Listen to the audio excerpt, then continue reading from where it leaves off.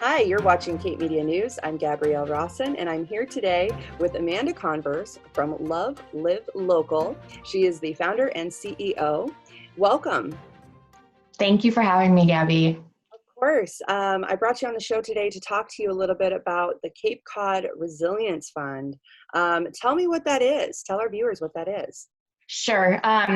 Well, if people aren't familiar with Love Live Local, what we have been doing since 2013 is really kind of trying to communicate the importance of supporting local business, and why it's so important for not just our economy but for our community.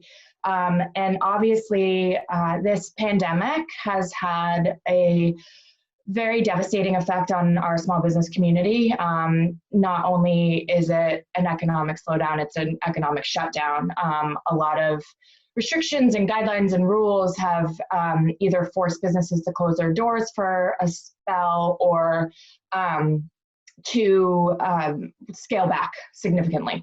So we recognized right away that the government kind of loan programs that were coming out were not going to either address all of the financial needs that small businesses will have through this and will continue to have even after we reopen. But they were not only were the loans not going to cover that, but not everybody has access to them. You know, it hasn't been very easy at all for small businesses to access those funds.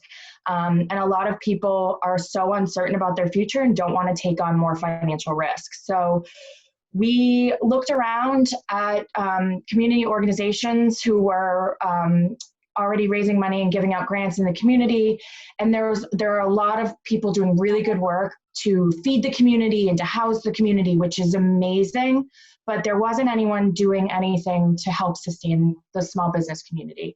And so we asked to partner, and no one could really take it on. So we kind of asked the Hyannis Main Street bid if we could partner up with them and make the donations tax deductible, and started the Cape Cod Resilience Fund. Awesome. Yeah, I know that you guys have gotten the support of a lot of local chamber of commerces and Yes. The Hyannis Main Street Business Improvement District. Why was it important for them, do you think, to get on board with helping this? I mean, is there a fear that some of these businesses may never reopen? Sure. I mean, there's a lot of fear. There's a lot of uncertainty. I think a lot of the chambers came on board because, yeah, they were looking for something to support the small businesses across the Cape. And the Hyannis Main Street bid, you know, the grant program is for businesses across Cape Cod. It is not just Hyannis. They recognize that when all of our main streets are succeeding, then we all succeed together. The Cape is a much stronger force as a region if we have strong downtowns. And so they were immediately, understood that and supported it. And then we reached out to the other chambers, and they, again, were so grateful that that somebody was doing something other than, sharing information about SBA loans, and which are important. Don't get me wrong. That is going to be an important element, but it can't be the only element.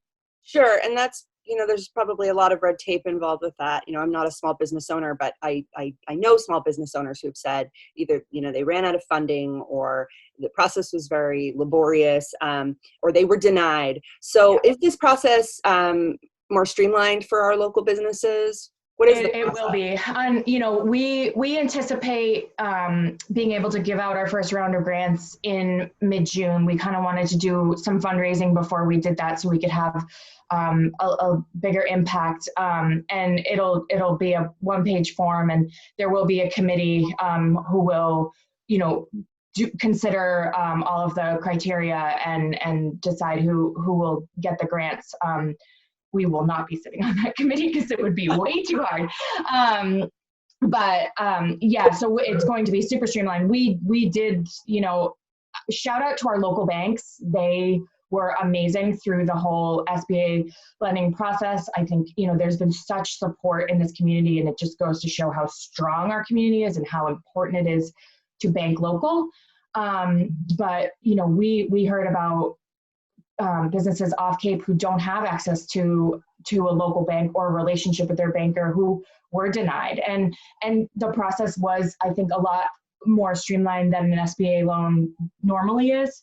But it was also very chaotic, and there's still guidelines coming out. We still don't know what they say it's going to be forgivable, but is it really, there's still a lot of that. And business owners at this point just don't want to deal with that.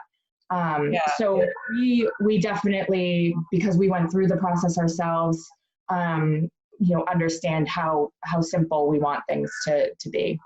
Now, you launched this April 23rd, and you raised 15 grand in your first week. And I know you have a goal of $100,000 by June. Where are you guys at in your fundraising goal? So we just passed the $26,000 mark yesterday. And that is because it has been entirely grassroots. And the community has been so generous, but I have to tell you, the small businesses have stepped up to help each other so much. And it's been, I have shed tears over it, just how amazing people have been, and businesses have been. It's, so our goal is 100,000. And even then, that means we could probably help around 100 businesses. So, which would be great. But when you think about it in the grand scheme of things, it's like, there are so many small businesses on the Cape. So we're just encouraging people, whatever you can. $5 makes a huge difference. There's strength in numbers. And if we had a massive amount of people giving $5, we'd be able to make a massive difference. Yeah. I mean, I can't imagine what Cape Cod would be like without our small businesses. I mean, that they're really the fabric and culture of our towns.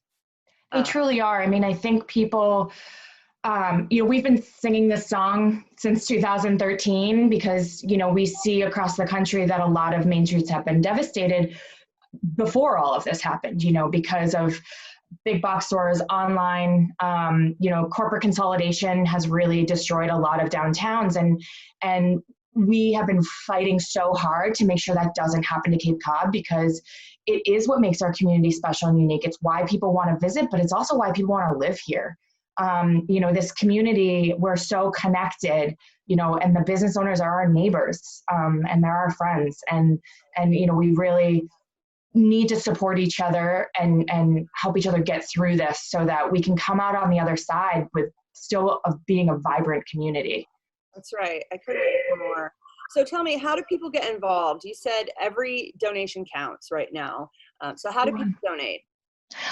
So you can go to lovelivelocal.com/resilience, and there you will find information about the fund, and a donate button. So you can go there, and if anybody wants to partner up with us in any way, they can reach us at capecodresiliencepund@gmail.com.